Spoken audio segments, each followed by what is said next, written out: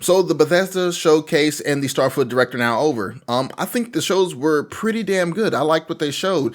And real quick, I just want to talk about some of the games that were shown throughout the whole thing.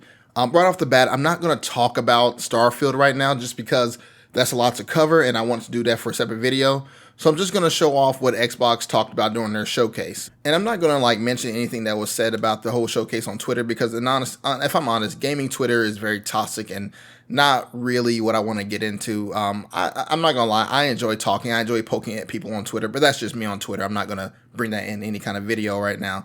And also, this is like my first video ever where I just did not have a script ready for this. I just want to talk off the top of my head. So if I miss anything, I do apologize. So we're going to just go in order and start off with Fable. Developed by Playground Games. I mean, we all knew this game was in the works. We knew it was going through issues, I think. But I was kind of surprised to see it at the showcase. I was hoping to see something at the showcase about it. Now, I don't know if this is like CGI trailer or if it's in-game. I don't know. I don't know if they specified. I don't remember. But so far, I like what I see. I'll be honest, I don't really know what's going on. I don't really play Fable. The only game I've ever played was Fable 3. So I'm pretty sure this trailer did some things that other fans might have caught and I missed. But, regardless, I'm excited for this and I can't wait to play this one. Now, up next is South of Midnight. It's made by Compulsion. I'll be honest, I don't know if I really like this game because it's done in the animation style that Spider-Man and Puss in Boots, films like those are done. Me personally, I'm in the minority. I don't like that style of animation. I think it's very disgusting. So I don't know how I feel about this yet. I would prefer to have some gameplay. I don't think this was a in-game or rendered trailer. I think it was just all CGI. So for now, I'm on the fence about this one. I'm not that excited about it. Next was Star Wars Outlaws by Ubisoft. I'm going to be honest, I'm not a Star Wars fan. I don't know much about Star Wars. My only experience right now in Star Wars is playing Fallen Order and Survivor, which both were phenomenal games. And so I'm very excited to get my hands on this game. It looks like the main character is not going to be a Jedi. It looks like you're going to be doing more shooting than actual, slicing. But it still looks like it's going to be a fun game to play. Now, I believe that, what Star Wars is doing is that even the games, the shows, and the movies are all connected. So I believe this is going to take place somewhere where Cal Kestis is, because by the looks of the background, I thought this was near like the bar on Cordova. But I could be wrong. I'm not a Star Wars fan. I don't know nothing about the franchise, so I'm just guessing. Now, 33 Immortals was very interesting, and I know it's a roguelike game. When I first saw it, it just screamed roguelike to me. But it looks so similar to Hades in some ways. And then they threw the curveball of it being a 33-player co-op.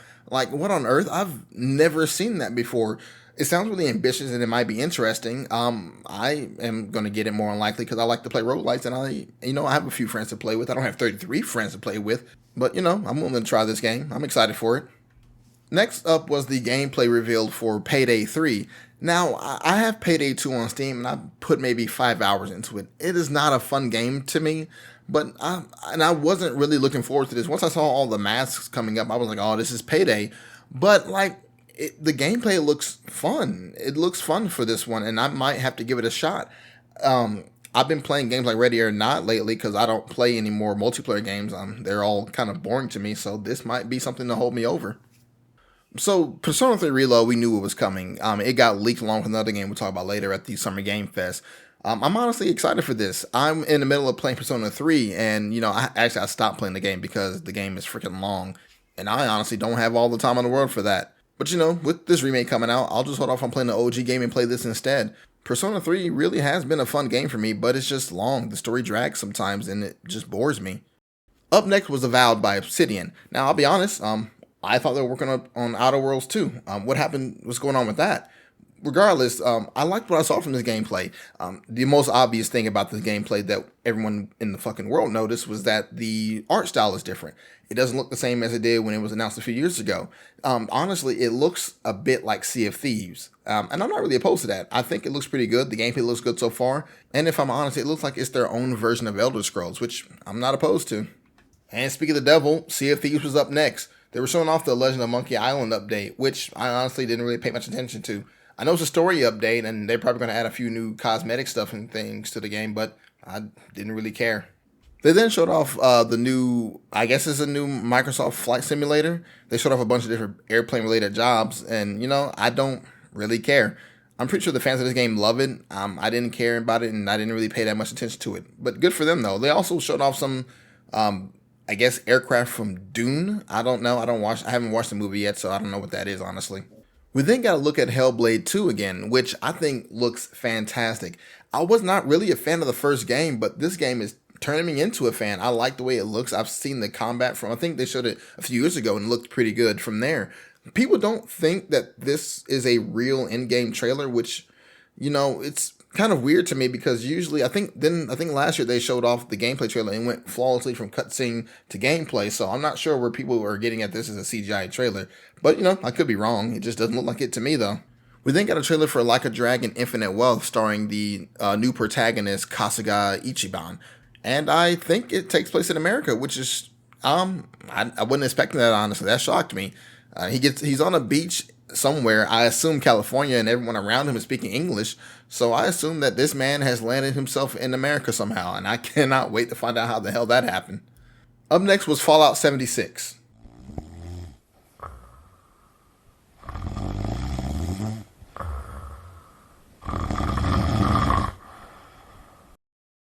When I woke up, I saw that they were showing a trailer for the Path of Goddess game from Capcom.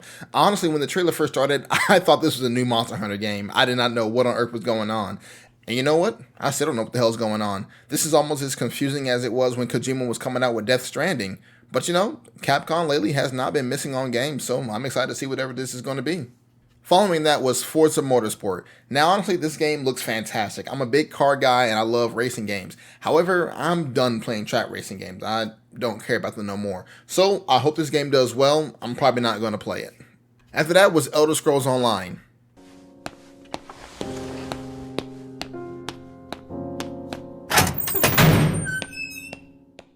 When I got back, I saw that they were showing all this stuff for Overwatch 2. Now, I thought they canceled a lot of stuff for Overwatch 2. I don't really know. I don't remember. I don't really play the game either. My friends do, so I might ask them when I'm done with all this. But whatever. It looks nice. They have a new hero, so that's going to be cool. Following that was Persona 5 Tactica. I have no thoughts on this whatsoever. It looks interesting. This was also a part of the leaks that happened at the Game Fest as well. I'll play it, I guess, after I beat the Persona 3, 4, and 5. I don't even know how this lines up with the rest of the Persona franchise. If someone can explain this to me, please do. After that, they spoke a little bit on Starfield. We're going to skip that and just go on to Jusant, I think it's pronounced, from Don't Nod. All I could tell that it's a climbing game. It looks fun, but I have no other information on this game, and I don't know where this is going. But, looks fun. Still Wakes the Deep was up next, and that is going to be a game that I watch, not play.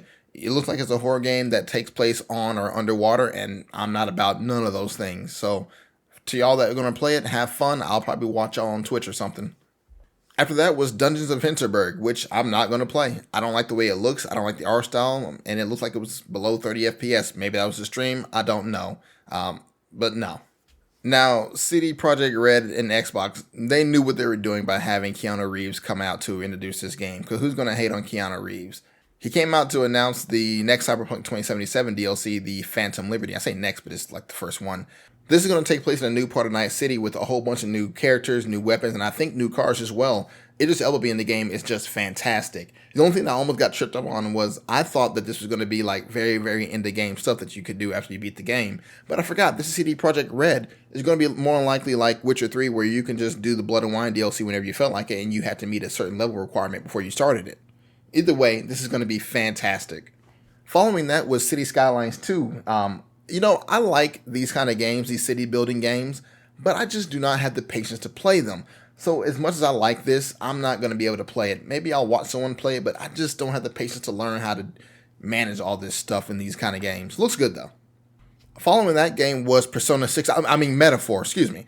It's another game from Atlas. It looks just like Persona. It looks beautiful. I want to play this game, but good God, Atlas, stop making games right now because I'm trying to catch up to what you're doing now. Jesus Christ. Towerborn, I was kind of bored by this one. I didn't really care about it. It was like a co-op Civilization style game or something. I don't know. It doesn't really interest me, and it's not something I'm going to be paying any attention to, so I'm going to move on. And the last game they showed was Clockwork Revolution by In Exile. Now, I was shocked by this game because I know they were working on a new game, but I thought it was going to be like another turn-based game or maybe even a Wasteland 4 because Wasteland 3 was so good and well received. But I wasn't really expecting this. This gives me the BioShock Infinite and Deathloop vibes. This is fantastic, and I'm very excited to see where this is going to go. They ended the whole show with Phil Spencer coming out. He mentioned that 11 of these games were all first party games. They announced that they were making more Xbox consoles so people can get their hands on them, and they're making a new Xbox Series S, the Carbon Black or whatever it's going to be called, with more storage. Which is fine. I don't really care myself. I own a PC and I don't own any consoles, so I'm not going to be investing any money into any of that. But still, overall, it was a great show. I was kind of sad I didn't hear anything about Doom, nothing from Quake, nothing from Halo or anything like that, or Gears. A little bit disappointing, but ain't the end of the world. We still got more time. The year is still not over yet, so we'll see what happens from that. But for now, that was a great showcase. Let me know what you think about the showcase down below, and I will see you in the next video. Next, I'm going to be working on the Starfield video, so look forward to that.